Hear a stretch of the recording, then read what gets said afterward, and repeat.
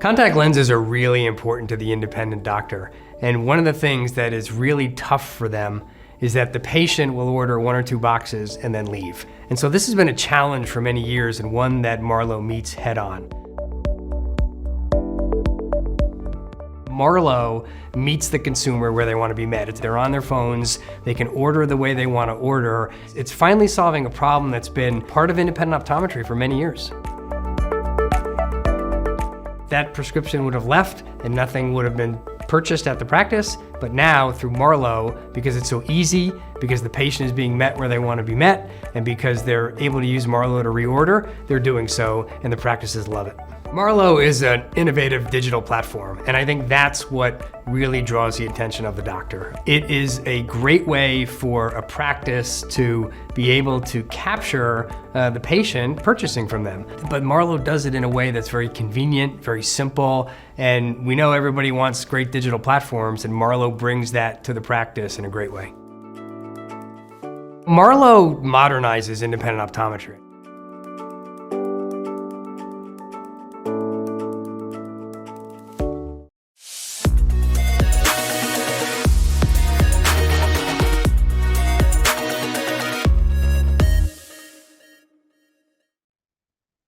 Hi, welcome to another episode of I Own a Business, where we focus on helping practice owners grow the practice of their dreams. I'm your host, Dr. Steve Vargo. I have with me Bob Miglani, and Bob is founder and CEO of a company called Hoot that you're going to learn more about, which is a marketing automation platform for dry eyes and myopia management. And he founded that with his wife, Dr. Shefali Miglani. And Bob's also a best-selling author of 3 books and a full-time motivational speaker. So welcome, Bob. Thank you, Dr. Vargo. Delighted to be with you today. So maybe we'll start here. If you could give us a little bit of background on you, and what was your inspiration to start Hoot? Maybe you could tell us a little bit about what Hoot is. And I'm curious about your inspiration behind it. What problem were you trying to solve when you created this? We were having dinner. My wife is an optometrist. She owns her own private practice in New Jersey, which is where we live. And dinner table conversations with an optometrist on their practices are about staff, about patients, about problems, about the issues and the frustrations. And she pivoted into myopia management about 8 years ago. She saw the writing on the wall. Primary optometry was slowly slipping away, because it's just, you get $40 for an eye exam and it wasn't enough. And she wanted to do more for myopia management. She saw these patients. So she said to me, I don't understand these parents. They don't get it. We try to educate them as much as they can about myopia. Why are they not selecting treatment for their children? And I said, well, what do you, and I worked at Pfizer, many years ago at a big company, marketing, sales, a bunch of other things. And at the time, she said, well, I'm giving them this clinical study to educate them. I'm like, honey, I love you, but this is not a medical problem. This is a marketing problem. What you need to do is to dumb down the content a little bit and then shoot it on video. And so that led to her, she and I working together to really figure out the process, the education, and how we can educate parents better, not in the exam room, but at home. And that kind of led us to create Hoot. And so as a result, she utilized the tools we developed with Hoot to really grow her practice over the years. She's a big part of kind of coming up with some of these ideas and solutions in terms of video content that goes out automatically to parents before they come back for the myopia consult, or patient sits in your chair for dry eyes and you're like, meibomian gland dysfunction. They're like, Meibo, what? And then, so the idea is that the videos and the education goes out automatically to the phones of these patients, then they come back and sign up. But it originally started, Dr. Vargo, the story really begins with a frustration in an optometrist practice. Hoot was born as a problem that optometrist, my wife, happened to be my wife, identified. And so as a marketer and somebody who understands sales or worked for a large corporation, wrote books, a bunch of other things, develop these marketing tools to help her and implement that in a practice in a very simple way. So it was really born out of frustration trying to solve that problem with patient education. And that's kind of where we are today. Now, hundreds of practices use it across the country, but that's how it started. Do you think that's one of the biggest barriers as we look at what holds more patients back? And that we were just talking before we hit record. I just mentioned I was a speaker at an event focused on myopia management, but my discussion had more to do with patient and parent communication. And one of the things I talk about is simplifying the education. And I point out in my presentation that one of this was actually from a study. One of the top sources of miscommunication between doctor and patient is the head nod, right? I'm here talking and going in depth on a lot of medical terminology, and I assume the patient understands and is on board because they're nodding their head up and down, when in reality, all they're doing is it's just a polite gesture to let you Right. know I'm listening. Do you think that's why we lose a lot of these patients in terms of compliance, where there's just a barrier of doctors have the knowledge. What is it? The curse of knowledge, right? We Yes. understand Yes. some things so well, it's hard for us to communicate it in a way that's understandable to other people. Yeah, I think you've said it really well, Dr. Argo. I think there's a couple of things. One is time. Doctors don't have time today. They're just so crushed in the comprehensive exam. They're trying to do so many things. And it's what I call cramming the comp. And you're losing the patient. There's so much you said. There is true. Doctors know so much. And especially when, let's say, for example, myopia management or dry eye disease in the comprehensive exam, you're just going into it. Oh, retinal detachments. Oh, the world is getting myopic and all of this. And the parent and the patient is sitting there like, I got bills to pay. I have to go back to work. I have to pick up my child to soccer practice. I've got all this going on. So while they may be shaking their head, the patient is not able to receive. They're not listening. And so there's disconnect of time pressure from the doctor, and the mind in the parents and the patient's perspective, it's just on other topics. So I think the time is the biggest culprit in terms of communications. We're just overly booked, and it's a function of just churning out patient after patient after patient, right? That's how the reward system is. The second is the attention span today.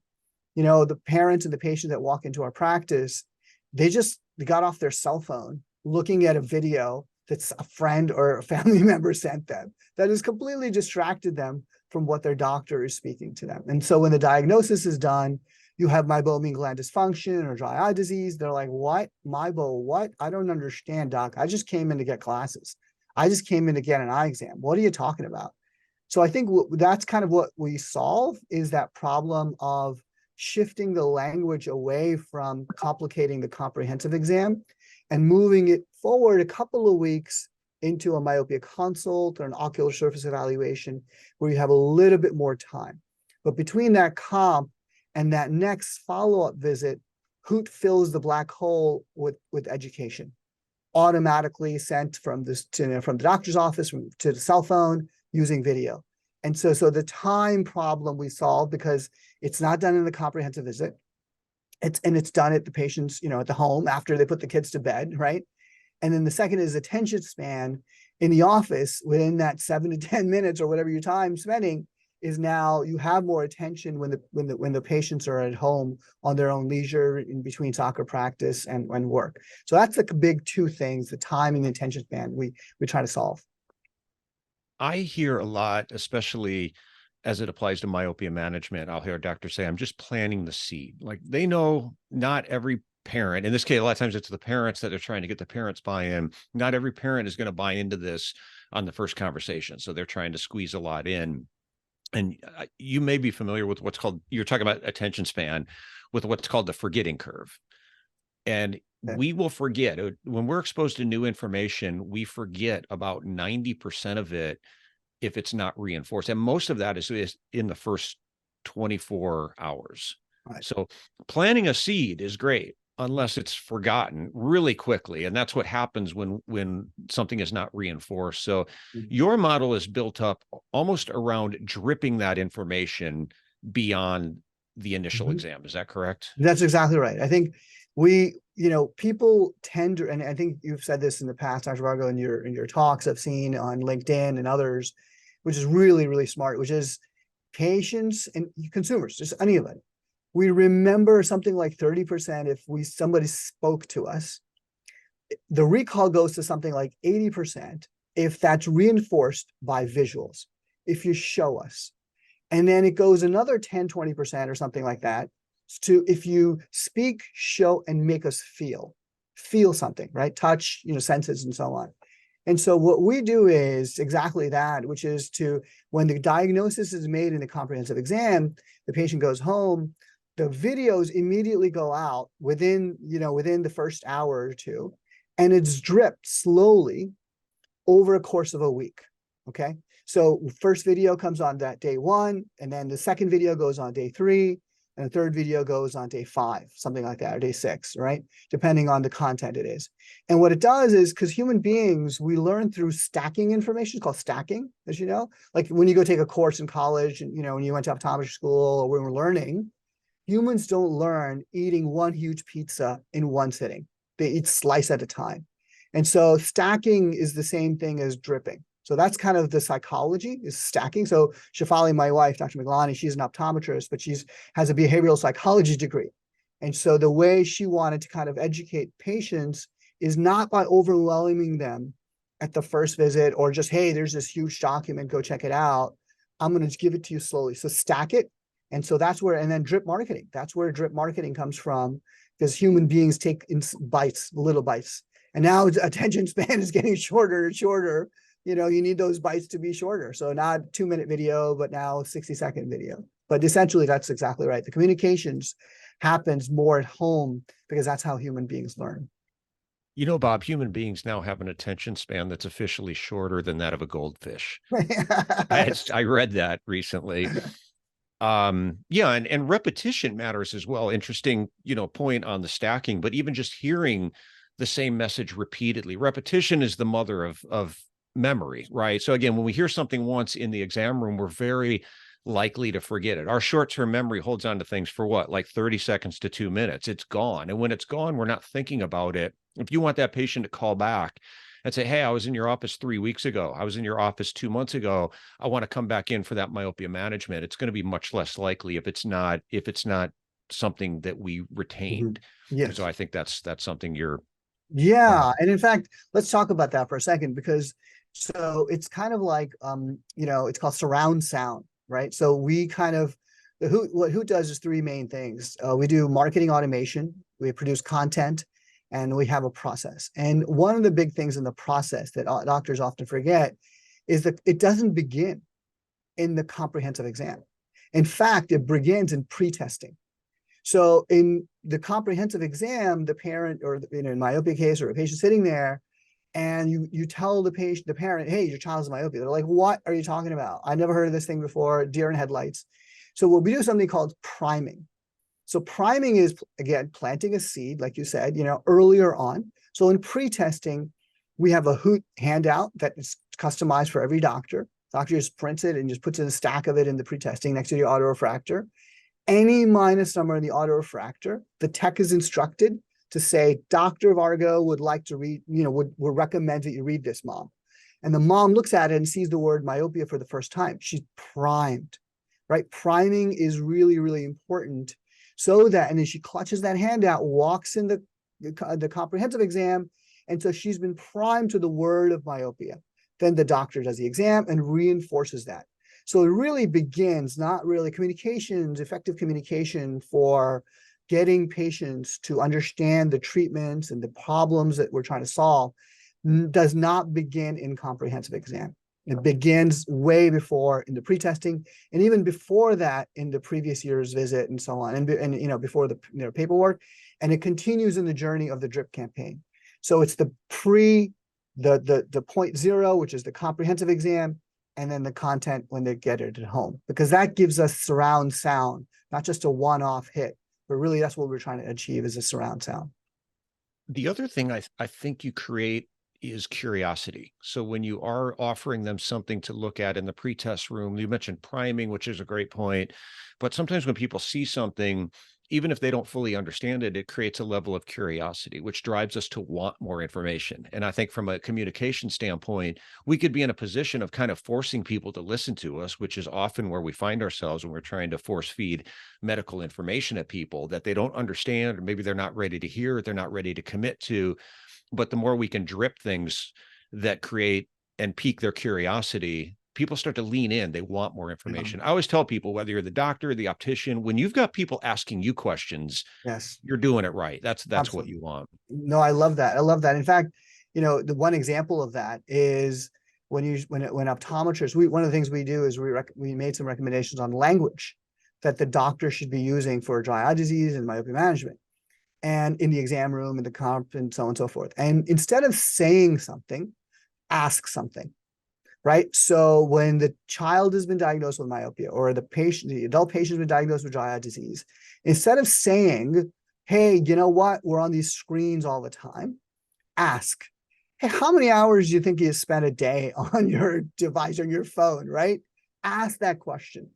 And guess what? That evokes a response of guilty, guilty, guilty, guilty, right? Parents are guilty. Like, oh my God, my kid watches YouTube reels all the time, right? Or whatever. And, or I've been on these screens all the time, right? So it evokes that response that allows the patient to kind of, relieve their burden to the doctor and say, doctor, I am guilty. I do spend a lot of time. Yeah, little Johnny spends a lot of time on screens. And then the doctor says, you know what?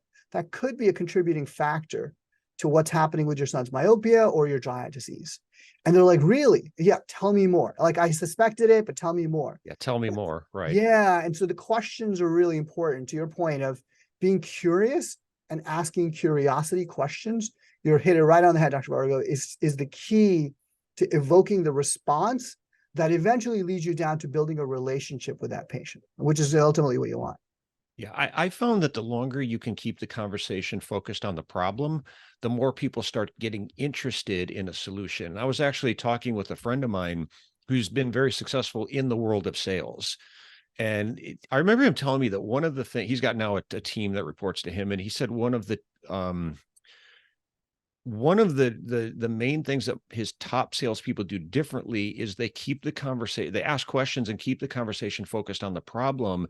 And eventually the other person starts getting curious about the solution. He said, you can't force people to want the solution. You have to make them want the solution. And he says, my top salespeople never feel like they're selling, because he just moves people to start asking them questions. And then they end up just asking or answering their questions. And for me, it was just kind of, a little mind blowing, because it's just the opposite of the way we're taught as doctors. We need to get in there, ask a couple of questions maybe, but then spend the rest of the time trying to convince people to do things maybe they're not ready to do, versus asking more questions and getting them to lean in and want more information. It's a huge, but very effective way to switch that up. Yeah. And I think one of the techniques is to use the word how, right? So the question is, you go to a patient or you talk to somebody when you're trying to persuade them to pursue a path, is to ask them, how do you think you're going to solve this problem? Like, you tell me, let me not tell you, you tell me, how are we going to solve this problem of itching, burning with your dry eye disease or little Johnny's myopia? What are we going to do, Mom? What do you think are some of the ways we can approach this? I mean, we have some ideas, certainly, as clinicians, as doctors, optometrists, but what do you think? You ought to be, reduce screen time and all that. But once you ask the question of how, it gets them thinking about the problem in a solution, kind of thinking about the solution.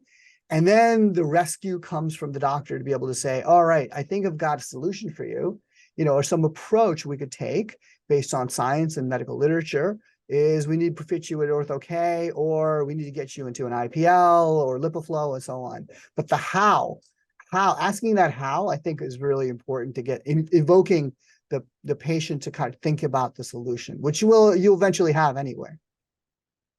Yeah. And a lot of this is just human psychology, right? And in the field of psychology, that's how it works, right? The psychologist doesn't walk into the room and start telling you, Bob Miglani, what to do. They're going to sit down and want to understand you. And then they're going to use those kind of strategies and say, Bob, how do you think what do you think we should do? How's the best way to approach this? And then come in and support your reasons, because it's just been found to be much more effective in motivating people to do stuff when you can uncover their reasons for wanting to do something.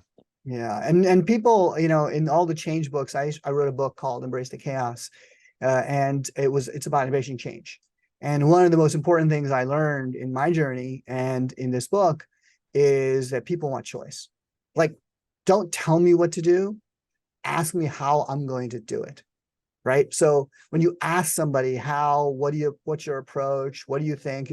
People want choice. Human beings have fought for choice.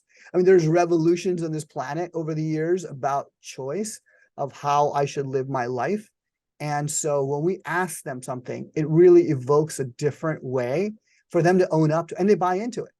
When you ask them how, they kind of buy into it. And so they're forced to say, yes, I don't want to lie to the doctor. I just told them this is the solution. And I got to kind of stick with it, right? So it's really important that giving that choice to the patients is really important. You use the word pivot and pivoting into more of a private pay model, specialty care. I think we've definitely seen the trends moving in that direction, but what do you think that holds for the next 5 to 10 years in eye care? I think there's some wonderful opportunities in eye care. I think what we're seeing is the frustration is very high with optometrists of just a hamster wheel of primary care, $40 eye exams and just, the same old, same old. There's a lot more so primary care, there's three big things. One is the insurance companies are not paying anymore, right? The reimbursement levels have not increased, and yet the staff is getting paid more and so on and so forth, right? So that's one. And second is the optical has a lot more competition more than ever, right? Warby Parker's, onlines, and so on and so forth, even retail, Costco's and so on. There's a lot more competition. And so the third thing is specialty care is where there's a lot more freedom from plans and the potential to earn high revenue and to help massively improve patient outcomes, right? So to me, in any market, the primary care in optometry, I looked at this market very closely. It's really being commoditized. There's more doctor's offices available everywhere. Everyone's got great Google reviews. There's more optometrists out there than ever before. Opticals, the place to buy glasses are out there. What's not out there as much is really the specialty care. And the reason is because it's hard to get into, hard to kind of figure out what equipment do I buy? What do I do? How do I do it? What's the process? How do I, so to me, when I look at the future, I think the bright spots are in specialty care, in niche markets. And the 2 or 3, I think, are myopia management, which is really hard to do. It's not easy to do, but fewer patients, but higher value patients, right? So you can charge thousands, right? Second, as dry eye disease, I think 40% or something of patients walking in, adults walking in, have some sort of dry eye disease. So those are big potential opportunities. And then third, the sclerals or VT or something like that. And so I think those are the places where there's opportunity that we're seeing across the market. So it's not $40, it's 4,000. That's kind of what we're seeing. Specifically on myopia management, the $1 million question is from a standpoint of awareness. And I think this is where a lot of ODs maybe struggle.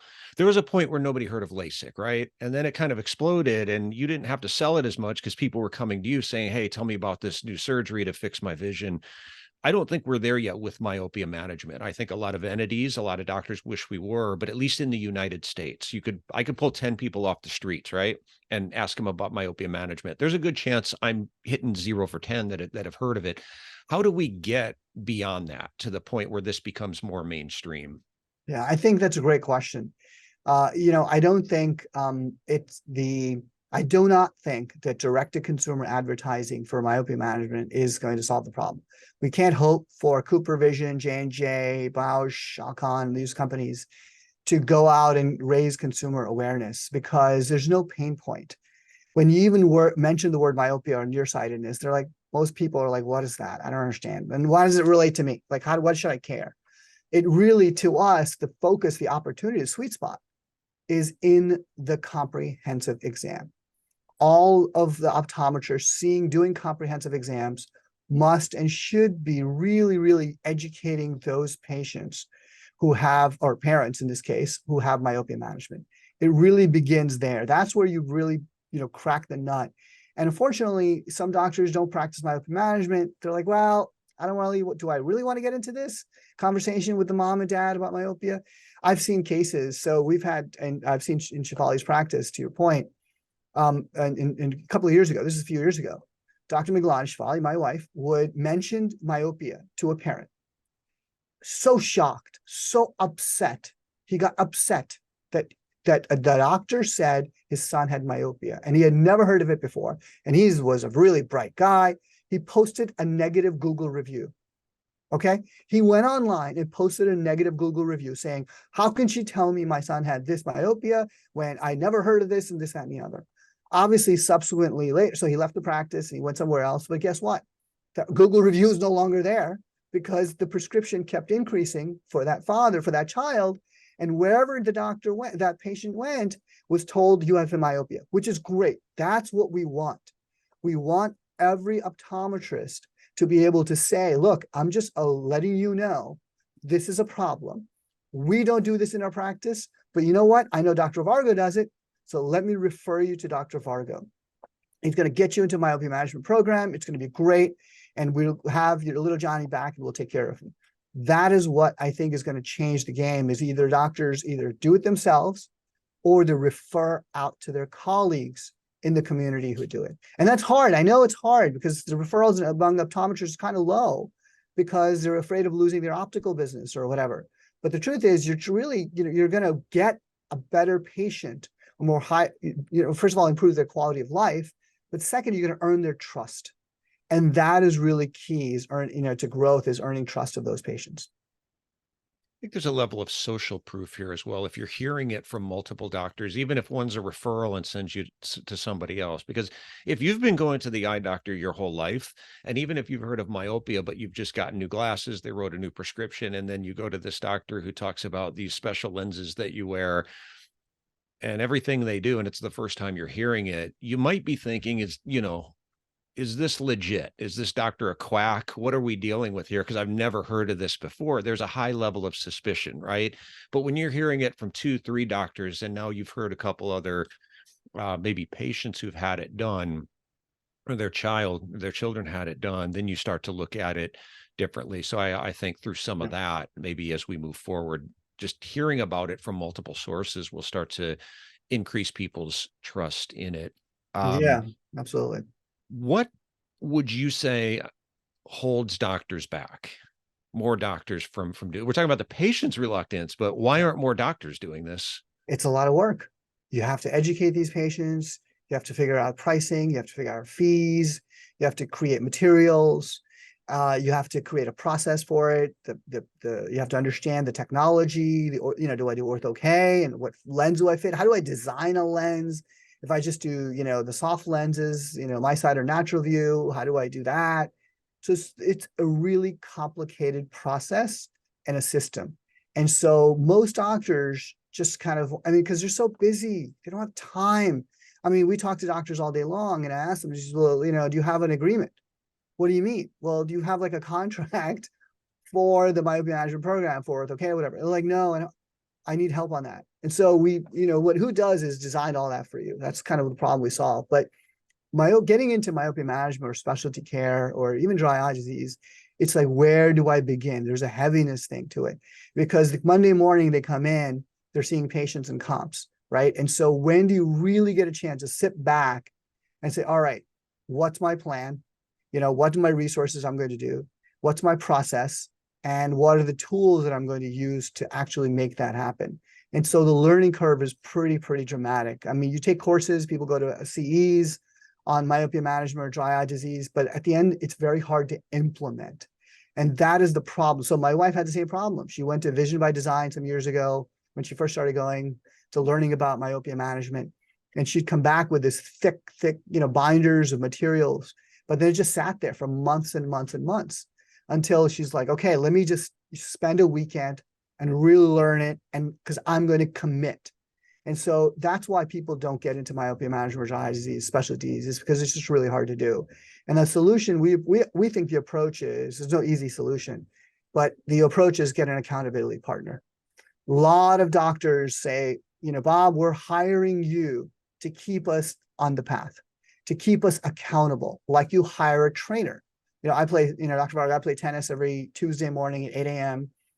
And I got a hitting instructor. He hits with me, and he texts me the day before, because if it was just up to me, I wouldn't show up, right? He texts me the night before. He's like, are you coming for tennis, Bob? 8 o'clock. I'm like, yes, Lincoln, I'll be there.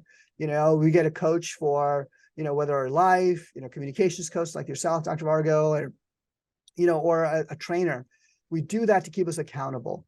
But that's one of the big things to do, moving forward. I recommend highly, a tip is get somebody you're going to be accountable to, who will guide you, help you, make you show up, and keep you on track to help you grow your business. That's one of the big things we recommend for pivoting into myopia management or dry eyes.